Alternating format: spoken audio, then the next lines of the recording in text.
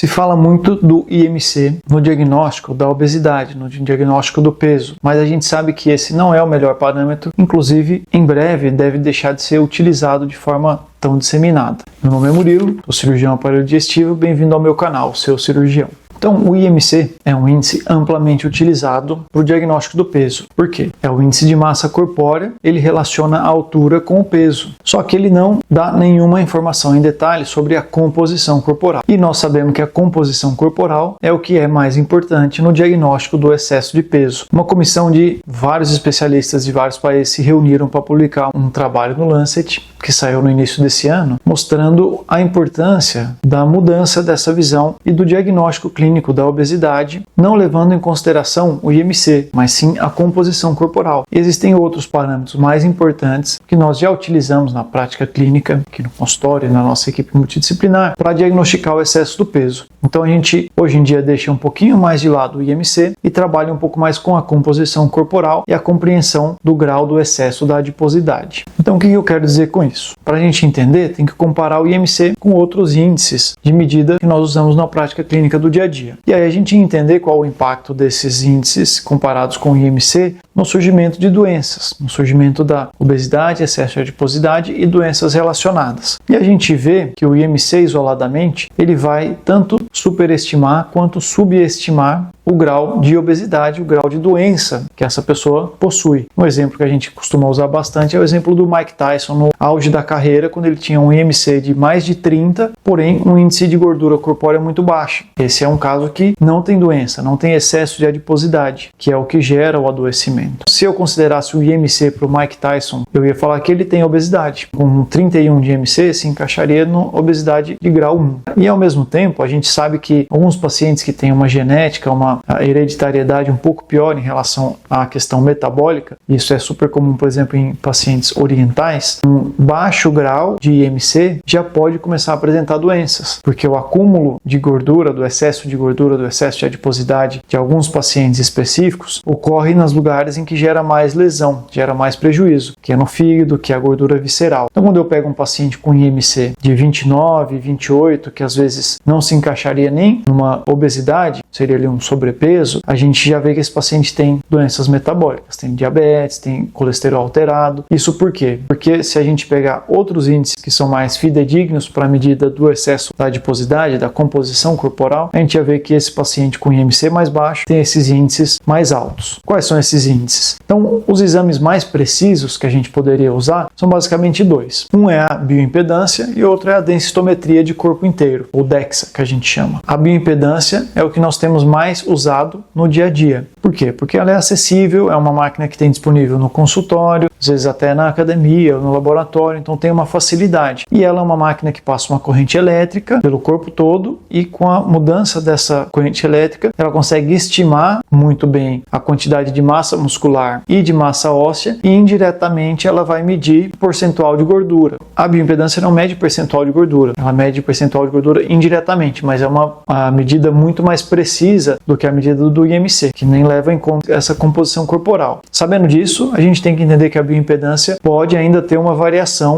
pode falsear um pouquinho ainda esse excesso de gordura, dependendo do grau de hidratação do paciente, dependendo do que ele consumiu no dia, se fez atividade física ou não. Então, existem alguns cuidados para a gente preparar para fazer a bioimpedância, para ela ser fidedigna e para ela ser comparável. Então, no consultório, a gente sempre manda umas orientações para o dia da consulta e a bioimpedância, e essas orientações devem ser feitas em todos os retornos que vamos fazer bioimpedância para poder ter um dado comparável, um dado relativamente estável. A outra medida que eu falei, que é a DEXA, a densitometria de corpo inteiro, ela é um exame ainda mais preciso, mas é uma máquina mais cara, mais elaborada, que normalmente tem alguns laboratórios específicos, então ela não é amplamente utilizada, ela não é tão feita no dia a dia, e ela não é tão usada para o segmento clínico no consultório também, mas é uma boa opção para uma avaliação inicial, que nós costumamos pedir também, às vezes no paciente que está em dúvida se indica cirurgia ou não indica, um paciente às vezes que tem uma obesidade muito grande e a gente quer avaliar esse grau de obesidade, então existem algumas situações que a gente acaba pedindo também a densitometria. Alguns outros índices importantes usados também no consultório que mostram uma correlação mais íntima com o adoecimento é a relação cintura-quadril, por exemplo.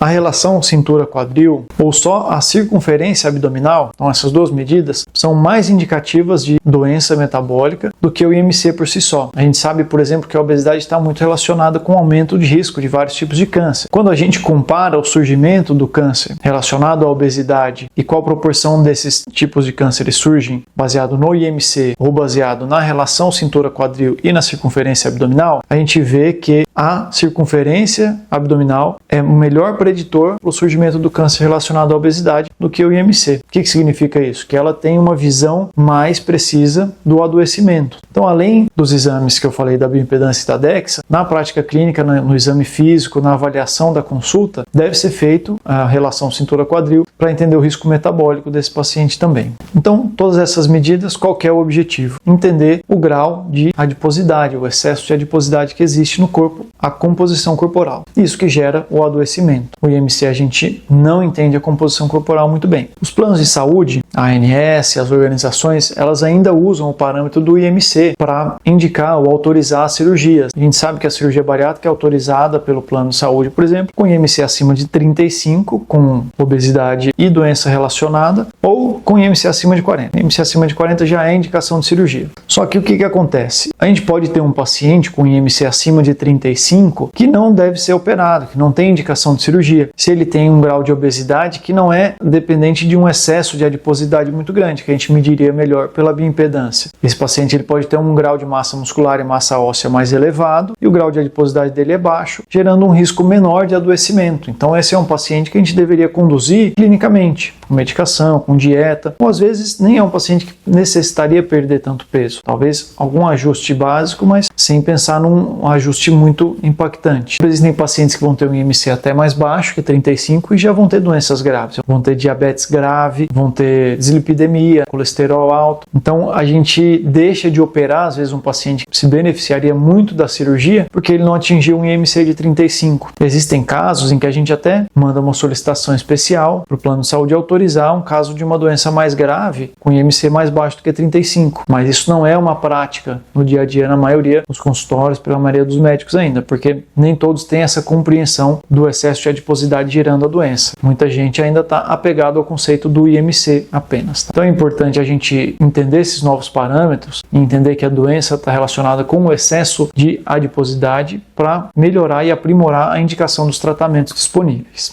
Então, pessoal, o que isso muda na prática? Hoje ainda, muito pouco. No fim do dia, o seu cirurgião vai ter que decidir se indica a cirurgia baseado na sua saúde individual e na sua saúde global. Se você tem um IMC mais alto ou mais baixo, isso é só mais um dado no meio dessa equação toda. O que importa é o seu cirurgião entender se o grau de adiposidade, o excesso de adiposidade que o paciente possui é indicativo de necessidade de um tratamento mais agressivo, mais urgente. Então, quando a gente pensa em cirurgia, é exatamente essa questão que a gente quer tratar. A gente quer ver um paciente que tem um grau de doença ou um grau de risco de adoecimento muito grande, em que o potencial de tratamento pela cirurgia é a melhor opção. Se tem um paciente com 40 de IMC, não significa que a gente deve operar ele de cara, apesar dessa ser a indicação da maioria das sociedades, dos planos de saúde, etc. Então, às vezes, um paciente com IMC acima de 40, a gente pode pensar se ele deve ser tratado já com cirurgia de cara ou se ele tem um alto grau de massa muscular, de massa óssea, que pode responder bem ao tratamento clínico e consegue não precisar da cirurgia. E, ao mesmo tempo, aqueles pacientes que têm um IMC mais baixo, que já têm um adoecimento grave, podem precisar de cirurgia. Essa cirurgia não está classicamente indicada pelo IMC. Porém, o cirurgião com a visão adequada vai indicar cirurgia para esse paciente. Então, na mudança prática, o que muda é esse entendimento. Então, a equipe multidisciplinar que cuida desses casos tem que entender que a doença não é o IMC, a doença é o excesso de adiposidade, deve tratar isso adequadamente e o paciente tem que se esclarecer também sobre esses temas. Então, não adianta o paciente chegar no consultório dizendo que quer a cirurgia porque está com IMC X ou Y.